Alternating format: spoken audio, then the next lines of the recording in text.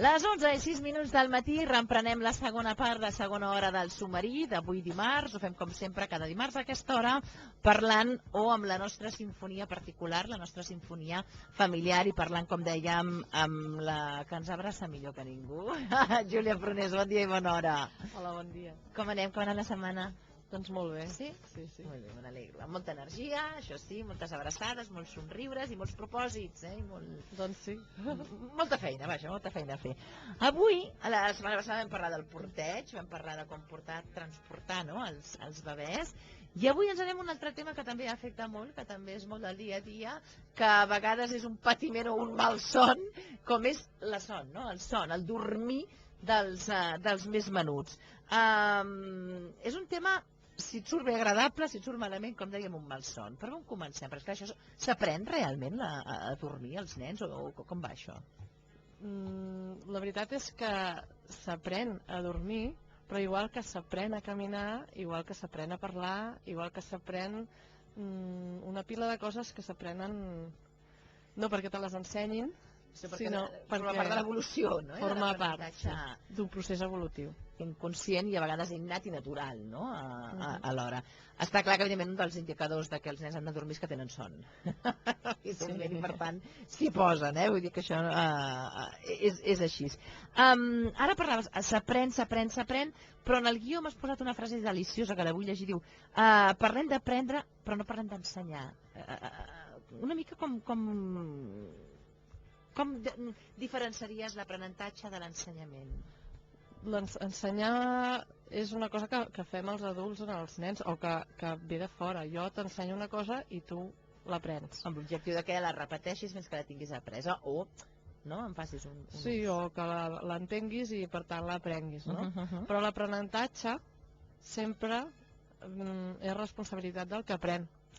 Clar. Per molt que tu li puguis ensenyar una cosa, si no estem preparats per aprendre a llegir, per molt que els pares ens ensenyin, nosaltres no n'aprendrem, oi? Cert. Per tant, l'aprenentatge, sobretot en fases de desenvolupament dels petitons, depèn molt de la maduresa del nadó. Del nadó i del nen, perquè podem parlar d'un nen de 10 anys. Exacte. Si no està preparat per aprendre una sèrie d'inputs o de temes o d'actituds. No es podem aprendre. Comencem a parlar de la son, però ja des de l'embaràs, no? El nen quan és dins de la panxolina, de la mami? És que a dormir no n'aprenem, diguéssim. No, perquè ja és una cosa necessària. Sí, és una necessitat, és una cosa que fem sense necessitat d'aprendre'n. El tema està en que els adults necessitem que els nostres fills aprenguin a dormir-se sense la nostra ajuda, o ens sembla que han d'aprendre a dormir com ho fem nosaltres. I quan volem nosaltres? Sí, i de la manera que ho fem nosaltres, o sigui que jo me'n vaig a dormir, jo perquè vaig a dormir molt tard. Però bueno, ara no entrarem en els horaris de la Júlia, però vaja, ens anem a dormir l'hora que sigui. Ens anem a dormir una hora i al cap de X hores obrim els ulls, sigui perquè ens ha sonat el despertador o perquè ja en tenim prou. Sí. Això és el que voldríem que fessin els nostres fills. Sobretot el dissabte i el diumenge, sí que...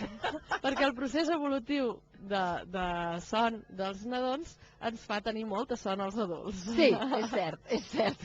Clar, és que quan neix una criatura costa molt, no?, situar... Tothom et diu el mateix. I és cert, perds la son.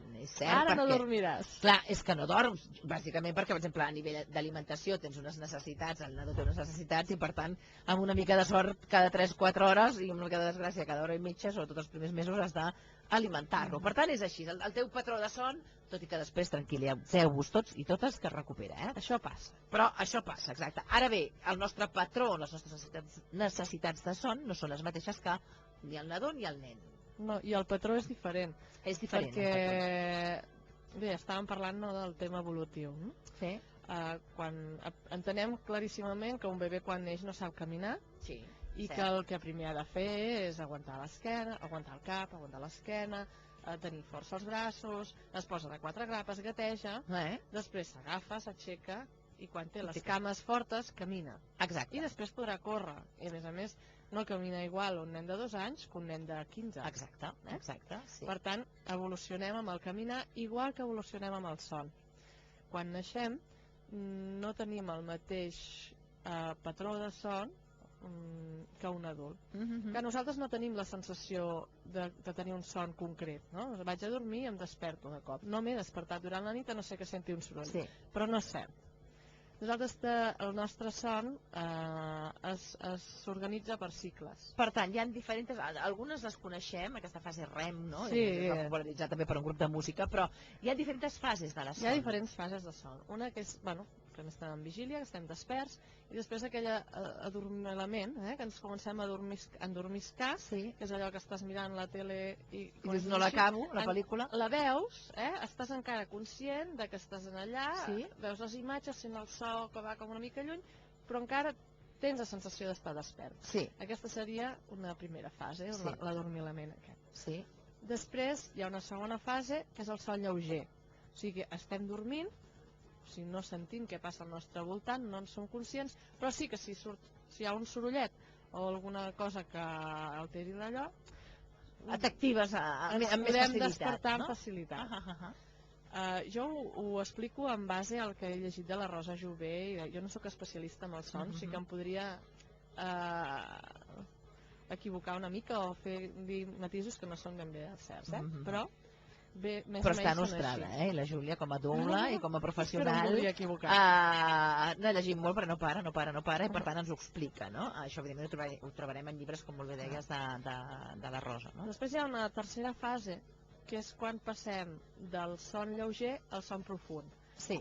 I, si no m'equivoco, aquesta és aquella fase, duren 2 o 3 minutets, Sí. és aquella fase en què estem al llit dormint Sí. i de cop i volta sembla que caiguem. Sí. Doncs- Això ens passa moltíssim des de casa, que tens aquest impuls i dels Exacte. nens, quan veus un nen es veu, a més a més. És perquè cau Sí. de cop i volta, Sí. entrem en un son profund que el nostre cos Sí. entra en un descans absolut per descansar tot el que és el nostre cos físic, no? És cert, a mi em passa molt això, darrerament. Aquella sensació de ai, que caic. Sí. És just el moment, en aquell moment ens hem fet conscients de la tercera fase, Sí. que passem del son lleuger, en què encara som capaços de despertar-nos, i el son profund, que és molt difícil despertar-nos. Clar. I després del son profund entrem en una fase que se'n diu la fase REM, que ve el seu nom és de Rapid Eye Movement, sí. és unes sigles angleses, Sí. perquè si ens hi fixem els ulls es mouen d'un cantó a l'altre. Jo m'hi fixaré. Em molt costarà perquè ràpid. me'n miraré la Amb meva els filla a nens veure. es veu molt, molt bé. I en aquesta fase és la fase en què reincorporem tots els aprenentatges que hem fet Sí. durant el dia, les experiències que hem viscut, les emocions, totes elles es van com instaurant per aquí dintre del cervellet, de la memòria, i els aprenentatges els afirmem ja. Bueno, Que de fet diuen que és en aquesta fase REM quan es somia, no? és el moment del És somni. just, que nosaltres diem, he somiat tota la nit. No, he somiat 2 minuts abans de despertar-te.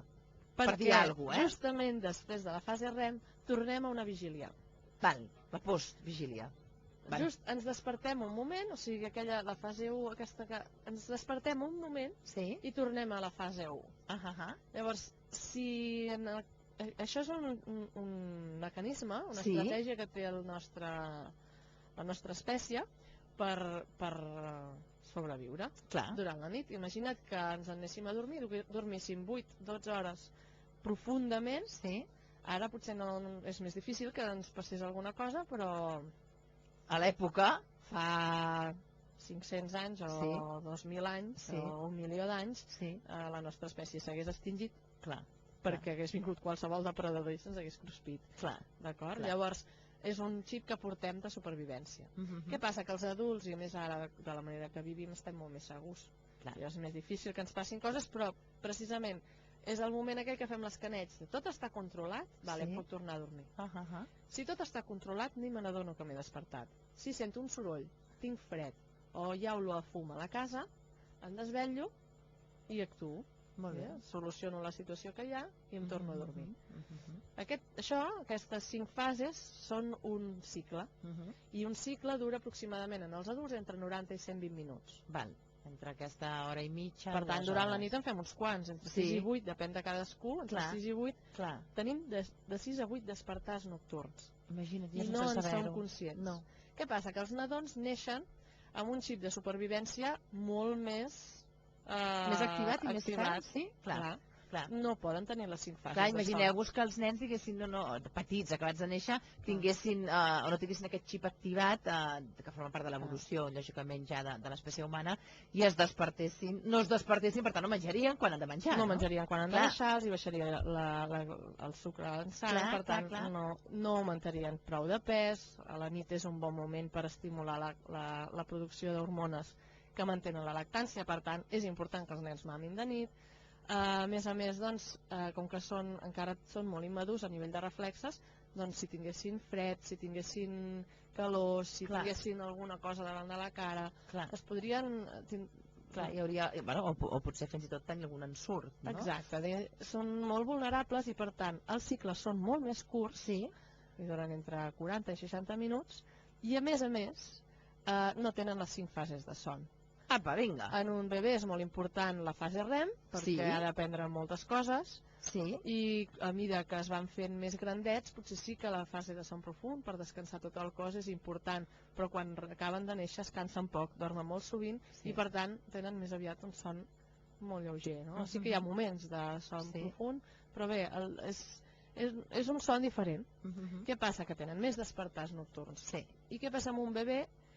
Quan es desperta, té un despertar d'aquests lleugerets i sent silenci, no sent un cos calent a prop seu, tot està fosc, ha de saber què passa. Ha de dir, que hi ha algú, o fa un sorollet, però si nosaltres estem en fase de son profund, no el sentirem. Tot i que a la maternitat, la fase de son profund, passa un altre estadi perquè canviem, no saps per què. O sí, perquè és la mateixa evolució, el mateix instint, suposo, maternal, que et permet, i jo conec amigues meves que diuen, és que jo tota la vida he dormit, que no m'ha despertat ni una mosca, i va ser mare, i el mínim moviment de llençol jo em despertava. Per tant, el que tu deies... Les nostres fases canvien també.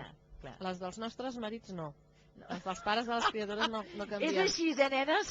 No, però és que a vegades hi ha molts conflictes de parella perquè es pensen que no s'aixequen perquè no volen. Però realment no es desperten, no ho senten. En canvi nosaltres sí. Però perquè el cos de la dona, degut també al procés de maternitat, està fet per això. Aquí hi ha una qüestió genètica que no hi podem entrar. Per tant, res de conflictes. Doncs durant els primers 6, 7, 8 mesos els nens van adquirint més fases de son i per tant van construint el son més similar als adults. Però tot i així, els petits despertars que tenen és fàcil que es desvetllin, perquè realment ha canviat tot molt i no tenen també tants recursos per tornar-se a dormir. Nosaltres ens podem despertar una mica i dir ai, sí, he sentit un soroll però no passa res, em giro i me torno a dormir. No passa res, o tinc fred, em tapo una mica i em torno a dormir. Pot la pròpia son també. Ells no, per ells estan sols i han de comprovar abans si estan segurs. A part que moltes vegades tu poses a dormir amb un nen, o sigui, el nen l'últim record que té és amb tu, que el poses a dormir, quan es desperta tot ha canviat, no? De la llum ha passat a la negror, de la companyia ha passat a la soledat, per tant ha d'averiguar, com molt bé tu deies, què està passant. I aquest és el malson de molts pares. Així. La incompatibilitat, diguéssim, de patró de son, perquè, clar, si els bebès es desperten més sovint i els hem d'anar a consolar, doncs llavors nosaltres ens desvetllem, ja no dormim igual. Durant el dia nosaltres tenim molt instaurat que de nit dormo i de dia no, i llavors dormim malament durant la nit perquè ens hem de despertar sovint, però de dia no volem dormir i llavors anem cansant i anem acumulant son. Per això s'aconsella, sobretot amb les mares que acaben de parir, que tenen i gaudeixen de la baixa per maternitat, que intentin fer les mateixes dormides que els nens, per exemple, aprofitar que hi ha una migdiada o que si poden, de tant en tant fer alguna dormida, intentar fer alguna dormida. Està clar que quan algú et desperta, encara que sigui el teu fill que te l'estimis moltíssim, diguem que no surts de molt bon humor del llit, i això trastoca una mica, a vegades hi ha gent que ho porta millor, hi ha gent que ho porta pitjor, però t'acaben de trencar el son, per molt que t'estimis la persona que ho ha fet, no? I això provoca malestar, mal humor, mala gestió del que toca, i clar, què passa? Hi ha silenci absolut en el pis, si si el nen plora et poses encara més nerviós, vols tancar i callar el plor per no molestar els veïns, tot això va sumant un caos. Un caos, sí, és complicat el tema del son i per això hi ha qui ven tants llibres. És veritat. Bravo! Perquè ens preocupa molt. Aquesta afirmació. Ens preocupa molt. I a vegades, en comptes de buscar mètodes per ensenyar a dormir els nostres fills, que n'aprendran? El procés d'aprenentatge són 5 anys. Són 5 anys. Normalment, des dels primers 6-8 mesos, mentre no han instaurat el seu patró de son més similar al nostre, és quan és més caòtic per nosaltres. Però és una qüestió d'horaris, perquè prevaleix el menjar i l'alimentació. I després van havent-hi canvis, i van havent canvis. Realment hi ha mares que diuen ai, ara ja comença a dormir, i al cap d'un mes venen i diuen ostres, si abans dormia, ara ja no dorm. Passen coses perquè els bebès també van evolucionant emocionalment i per tant els hi pot angoixar més, estar a les fosques o menys, o de cop i volta hem penjat un nino molt mono a la paret de l'habitació, però just a la nit allò és una sombra que... Tenen les seves pors. Ara que deies de ventre llibres, tots ens ve al cap, a més m'ha entrevistat fa poc el doctor Estivill. Jo haig de dir, el doctor Estivill m'encanta, m'agrada tot allò que diu quan ho expressa i tal, però a mi no m'ha funcionat mai. És així. És que no hi ha mètodes. Exacte. És que no hi ha mètode. És un gran professional, reflexiona molt bé. El llibre que va treure, el darrer que el vam entrevistar de tot el cicle pediàtric, és un bon llibre, ens va encantar, la veritat a mi és que el tinc a la capçalera, però sí que és veritat que si t'ofusques pel que sigui, amb un sol mètode, sigui el que sigui, jo penso que és contraproduent. Tot i que hem de dir que el mètode Estivill ha funcionat amb molts pares i l'adoren perquè els hi ha permès tornar a dormir. Ara no entrarem en el doctor Estivill perquè des d'aquí l'apreciem moltíssim, jo m'estimo moltíssim i la veritat és que l'adoro, però sí que és veritat que, per exemple, en el meu cas no em va funcionar en absolut. Els mètodes són, per mi, tenen el seu risc, d'acord? Si un bebè està plorant perquè té por a la seva habitació i no es pot adormir perquè té por, està plorant perquè té por, no perquè ens vol fer la punyeta, ni perquè vol que nosaltres l'adormim en braços.